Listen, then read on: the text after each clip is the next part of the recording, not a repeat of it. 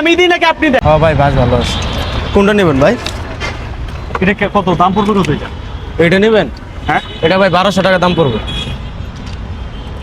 এই যে বাস কয়টার দাম বলছেন আপনি? একটা দামে কইছে 1200 টাকা।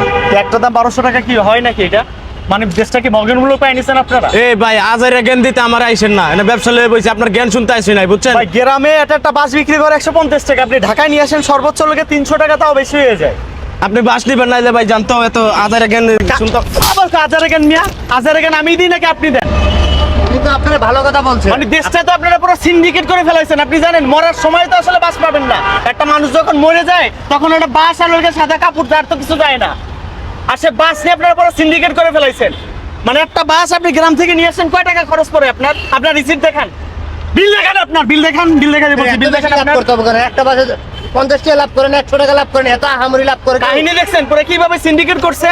উনি তো আপনাকে ধরেন ভালো একটা জানেন। ধরেন গরিব মানুষ আছে, সে মানুষটা সে মারা গেছে, তাদের বাসার ভিতরে মারা গেছে, আর তার কাছে টাকা আছে 500 টাকা, একটা বাসের দাম চাইলেন আপনি 1200 টাকা। কেন ভাই? ভাই ভিতরে একটু মানবতা নিয়েছেন। ব্যবসা তো করবেন, সারা জীবনে ব্যবসা করবেন আপনি। ব্যবসা হালাল জিনিস হালাল ভাবে ব্যবসা করেন। 300 টাকার বাস আপনি সর্বোচ্চ 350 টাকা বা 400 টাকা নেন।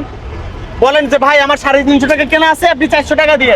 তবে এইভাবে সিন্ডিকেট করে ব্যবসা করেন না। মানিপুরে এই পাশে ভাই, এই পাশে বাস, ওই পাশে বাস দেখছি, ওই পাশে একটা বাসা চাই নেন 1500 টাকা, এবার চাই 1200 টাকা। আচ্ছা ভাই নেন, আপনি ইয়া দেন এই কাজগুলো ভাই করেন না আপনারা।